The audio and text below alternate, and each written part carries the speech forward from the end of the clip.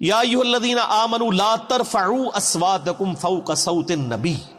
بڑی اہم ترین یہ آیات آ رہی ہیں اگلی دو. اے ایمان والو اپنی آوازوں کو مت بلند کرو نبی صلی اللہ علیہ وآلہ وسلم کی آواز سے. وَلَا تَجْهَرُوا لَهُ بِالْقَوْلِ كَجَهْرِ بَعْضِكُمْ لِبَعْضٍ.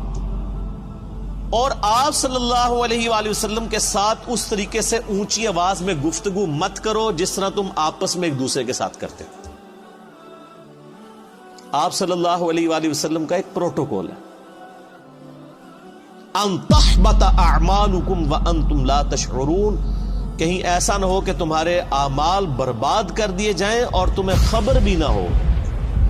نبی علیہ السلام کی موجودگی میں آواز بلند کرنا یہ اتنا بڑا جرم اور گناہ ہے کہ اعمال بھی اکارت ہو جائیں گے اور تمہیں یہ پتہ بھی نہیں چلے گا کہ تمہارا بیڑا غرق ہو چکا ہے.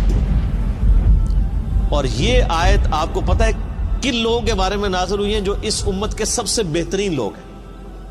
حضرت ابو بکر اور حضرت عمر رضی اللہ تعالی عنہما. یہ ان کو اللہ تعالیٰ نے دھمکی لگائی تھی. تو سر ہم اور آپ کس کھیت کی مولی ہیں سر؟ اس کے کانٹیکسٹ میں صحیح بخاری میں امام بخاری ایک حدیث لے کے آئے ہیں.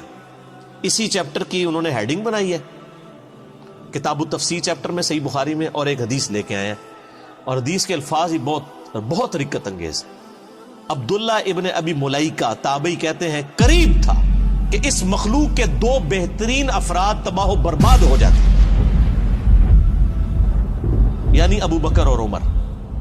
وہ تباہی کے دہانے پر پہنچ گئے تھے جب انہوں نے رسول اللہ کے حضور آپس میں گفتگو کرتے ہوئے اپنی آوازوں کو بلند کیا. رسول اللہ کے ساتھ بدتمیزی نہیں کی سر، پوائنٹ ٹو بی نوٹڈ. آپس میں گفتگو کر رہے تھے نبی علیہ السلام کی موجودگی میں. اور پھر امام بخاری نقل کیا کہ بنو تمیم کا ایک وفد آیا تھا. تو نبی علیہ السلام کی عادت تھی جب بھی کوئی قبیلہ اسلام قبول کرتا تھا نا تو اس قبیلے کا کوئی نہ کوئی امیر مقرر کر دیتے تھے تاکہ بعد میں کمیونیکیشن صرف امیر کے ساتھ، قبیلے کے سردار کے ساتھ ہو. تو حضرت عمر کا مشورہ تھا کہ ایک شخص تھا اقرا، اس کو امیر مقرر کیا. تو حضرت ابو بکر نے کہا کہ نہیں، یہ شخص اتنا مناسب نہیں ہے. یہ جو دوسرا شخص ہے نا قعقاع بن عمرو التمیمی، یہ بہت بہادر تھا جس کے بارے میں حضرت ابو بکر کہا کرتے تھے نا یہ 1000 بندوں پہ بھاری ہے. اسی کو خالد بن ولید کے ساتھ جنگ یرموک کے لیے بھیجا تھا اور قادسیہ کے لیے بھی بعد میں. قعقاع بن عمرو التمیمی. تو حضرت ابو بکر کا مشورہ تھا قعقاع کو جو ہے نا یہ امیر مقرر کیا جائے. تو حضرت عمر نے کہا کہ ابو بکر آپ ہر مسئلے میں نا یعنی میرے ساتھ اختلاف کرتے ہیں، میرا مشورہ جو ہے زیادہ مناسب ہے. بس آپس میں تلخ کلامی ہو گئی. نبی علیہ السلام بیٹھے ہوئے تھے، آیات نازل ہو گئی کہ نبی کی موجودگی میں آواز بھی بلند کی نا تو بیڑا غرق ہو جائے گا. اچھا حضور کے ساتھ کوئی بدتمیزی نہیں کی آپ کی موجودگی میں. یہ آیات نازل ہوئی تو اس حدیث کے الفاظ ہیں کہ حضرت عبداللہ ابن زبیر کہتے ہیں یہ آیات جب نازل ہوئی تو حضرت ابو بکر، حضرت عمر جو ہے نا یہ تو نبی علیہ السلام کے سامنے اتنی پست آواز میں بولنا شروع کر دیا کہ آپ کو بات سنائی بھی نہیں دیتی تھی. سرگوشی میں بات کرنی شروع کر دی. ڈر گئے، سارے ایمان والے ڈر جاتے ہیں نا. حضور کے ساتھ جب بات کرتے تھے تو سرگوشی میں، اور حضور صلی اللہ علیہ وسلم کہتے تھے اونچا بولو مجھے سمجھ نہیں آ رہی. یہ بخاری کے الفاظ ہیں. اتنا ڈر گئے. تو اگر نبی علیہ السلام کی موجودگی میں آواز بلند کرنے سے ابو بکر اور عمر کے اعمال برباد ہو جائیں تو نبی علیہ السلام جس بات کا حکم فرما دے اس حکم کی کو مخالفت کر دے اس کا بیڑا غرق نہیں ہوگا. آج ہم کسی کو بتائیں کہ بخاری اور مسلم میں نماز کا طریقہ یہ لکھا ہے کہ نبی علیہ السلام رکوع میں جاتے وقت، رکوع سے اٹھتے وقت رفع الیدین کرتے تھے، اور تم بھی اسی طریقے کے اوپر نماز پڑھو. اور وہ کہ جی میرے بابا جی یہ کہتے ہیں، میرے عالم صاحب یہ کہتے ہیں، میرے ابا جی تہنج پڑھ دینے، تو اس کے اعمال بچ جائیں گے. اگر نبی علیہ السلام کی موجودگی میں آپس میں گفتگو میں آواز بلند کرنا تباہ و برباد کر دے گا اعمال کو، اور نبی علیہ السلام جس بات کا حکم دے رہے ہیں اس سے مخالفت کرنا اس سے 1 کروڑ گنا بڑا جرم ہے.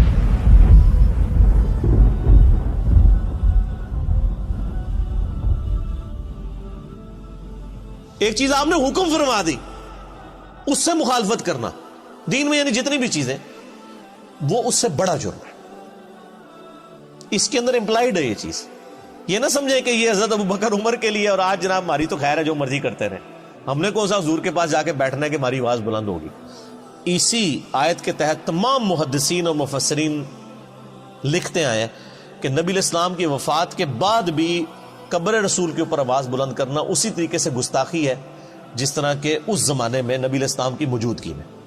حتیٰ کہ صحیح بخاری میں موجود ہے, حضرت عمر ایک دفعہ رضی اللہ تعالیٰ عنہ مسجد نبوی میں, یعنی آپ نے دو بندوں کی گفتگو اونچی آواز سے سنی, آپ نے بلایا کدھر کے رہنے والے ہو, کہنے لگے ہم طائف سے ہیں.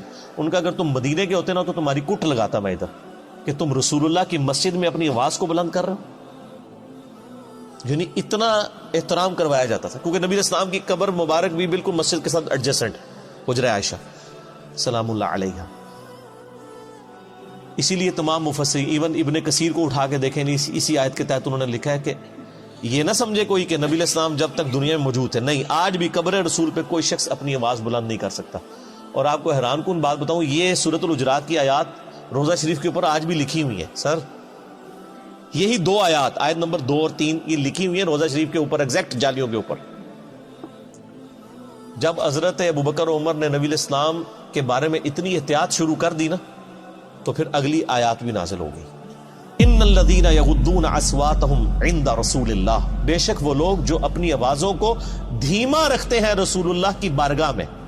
اولئک الذین امتحن اللہ قلوبهم للتقوی, یہی وہ لوگ ہیں جن کے دلوں کو اللہ نے پرہیزگاری کے لیے چن لیا ہے. یعنی پرہیزگاری کا کرائٹیریا ہے تعظیم رسول صلی اللہ علیہ وآلہ وسلم. جو جتنا آپ صلی اللہ علیہ وآلہ وسلم کی عزت اور توقیر کرنے والا ہے وہ اتنا ہی متقی اور پرہیزگار ہے. اگر حضرت ابو بکر اور عمر رضی اللہ تعالی عنہما کی تقوی کا ٹیسٹ رسول اللہ کا ادب ہے, تو سر پھر ہم لوگ پھر کس کھاتے میں آتے ہیں؟ اور یہ جو کچھ آج ہو رہا ہے کہ ہم لوگوں کو کتاب و سنت سے تعلیمات بتاتے ہیں اور لوگ اپنے بابوں کے شعر پڑھنا شروع کر دیتے ہیں, بابوں کی کتابیں لے کے آ جاتے ہیں. یہ کیا گستاخان رسول نہیں ہے؟ یہ بھی اسی لیول کے بلکہ اس سے بڑے گستاخان رسول ہوں گے کہ اگر یہ نبی الاسلام کی موجودگی میں آواز بلند کرتے, وہ چھوٹا جرم ہے اس مقابلے میں کہ آپ کوئی حکم دیں اور آپ کہیں جی میں نے تو اس پہ نہیں چلنا, میں نے تو اس چیز پہ چلنا. بہت بڑا لمحہ فکر. اسی کے تحت بخاری میں ایک اور حدیث ہے, ایک صحابی کی نیچرلی آواز اونچی تھی. جب یہ آیات نازل ہوئی نا, انہوں نے مسجد میں آنا ہی چھوڑ دیا, سر گھر بیٹھ گئے. نبی علیہ السلام نے پوچھا 3-4 دن ہوئے وہ بندہ نظر نہیں آ رہا, پتہ کرو بیمار ہے کیا ہے. پتہ کرنے گئے تو انہوں نے کہا جی میرے قرآن میں تو آیات نازل ہو گئی کہ جس کی آواز بھی بلند ہوئی تو مارا گیا, تو میری تو آواز ویسے ہی اونچی ہے, تو میں تو پھر وہاں پہ گیا تو میرا تو بیڑا غرق ہو جائے گا. اور وہ یہ سمجھ رہے کہ میرے بارے میں نازل ہوئی ہے, انہوں نے خود ہی ایزیوم کر لیا. نبی علیہ السلام نے پھر پیغام بھجوایا کہ وہ مومن ہے, اس کی آواز نیچرل اونچی ہے, اس کو تیرے بارے میں مسئلہ کوئی نہیں ہے. یعنی ان کی نیچرل آواز تھی تو ان کو بینیفٹ آف ڈاؤٹ دیا گیا کہ یہ اونچا بولتے ہیں, وہ علیحدہ معاملہ ہے. یہ ان لوگوں کے بارے میں یعنی کہ آپ اسلام کی موجودگی میں جو جان بوجھ کے کوئی جھگڑا کر کے آواز بلند کریں, اس طرح کی صورت ہے. ویسے اگر کوئی بولنے میں ویسے جس کی آواز بلند ہے تو اس کو بینیفٹ آف ڈاؤٹ دیا گیا, یعنی یہی دین فطرت ہے نا. تو بہر صحابہ کرام کو آپ دیکھ لیں, اللہ فرماتا ہے ان کے دلوں کو ہم نے تقوی کے لیے چن لیا ہے. جو رسول اللہ کے حضور اپنی آوازوں کو پست کرتے ہیں, لہم مغفرۃ و اجر عظیم, ان کے لیے مغفرت بھی ہے اور بہت بڑا اجر ہے. جو نبی علیہ السلام کا ادب کرنے والے لوگ ہیں, آپ علیہ السلام کی بارگاہ میں مؤدب بن کے بیٹھتے ہیں. رسول اللہ علیہ وسلم کا ادب آج بھی اسی طریقے سے. قبر رسول کے سامنے یہ آیات اوپر لکھی ہوئی ہے روضہ شریف کے اوپر, اور وہاں پر بھی یعنی آپس میں تو گفتگو کرنی نہیں چاہیے کسی کو, اشاروں کے ساتھ گفتگو.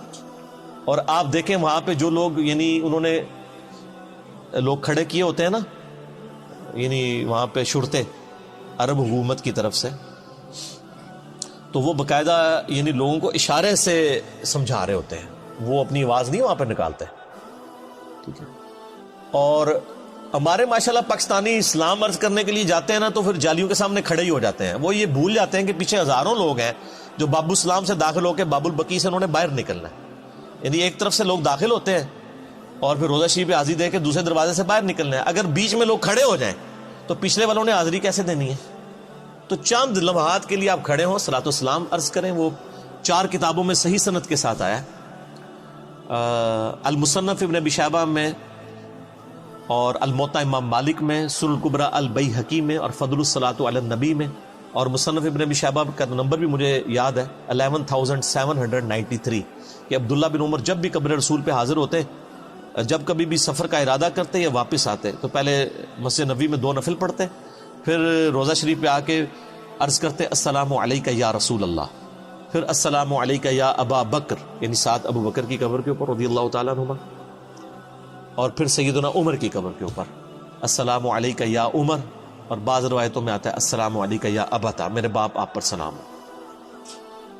اور ابو داؤد میں حدیث ہے کہ میری قبر پہ میلہ نہ لگا لینا، دنیا کے کسی بھی حصے میں درود پڑھو گے اللہ تعالیٰ تمہارا درود میرے تک پہنچا دے گا۔ تو درود پڑھنے کے لیے بھی وہاں پہ میلہ نہیں لگایا جا سکتا، وہ لوگ پورا جناب وہ صلاۃ و سلام شروع ہوتے ہیں، پھر وہ آدھا گھنٹہ کھڑے رہتے ہیں، پھر سیلفیاں بنا رہے ہوتے ہیں، پھر ویڈیو ریکارڈ کر رہے ہوتے ہیں، اور سمجھ رہے ہوتے ہیں کہ نیکی کا کام کر رہے ہیں۔ نبی علیہ السلام فرمایا کہ درود و سلام کے لیے بھی میری قبر پہ میلہ نہیں لگانا، یعنی سب سے بہترین کام روزہ شریف پہ کیا ہو سکتا ہے؟ صلاۃ و سلام عرض کرنا۔ درود شریف صحیح مسلم میں حدیث ہے، جو ایک دفعہ درود شریف پڑھے اللہ تعالیٰ اس پہ 10 رحمتیں نازل فرمائے گا۔ سنن نسائی میں موجود ہے 10 رحمتیں بھی نازل فرمائے گا، 10 گناہ بھی معاف کر دے گا، 10 درجات بھی بلند کر دے گا۔ ٹھیک ہے، لیکن فرمایا میری قبر پہ میلہ نہیں لگانا، درود کے لیے بھی سلام عرض کریں، دوسرے باہر نکل جائیں، باہر بیٹھ کے درود شریف پڑھیں، دنیا کے کسی حصے میں پڑھیں گے سلام پہنچ جائے گا۔ سنن نسائی میں حدیث ہے کہ کچھ فرشتے ہیں جو زمین میں سیاحت کرتے ہیں اور میرے امتیوں کا سلام میرے تک پہنچاتے رہتے ہیں۔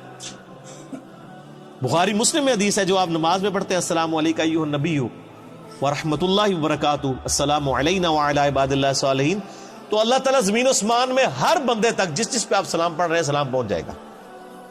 السلام علینا وعلی عباد اللہ الصالحین، عباد اللہ الصالحین میں تمام انبیاء، تمام فرشتے، تمام صحابہ اور صحیح العقیدہ جو اولیاء اللہ گزرے ہیں وہ سارے کے سارے شامل ہیں، اللہ تعالیٰ سلام پہنچا۔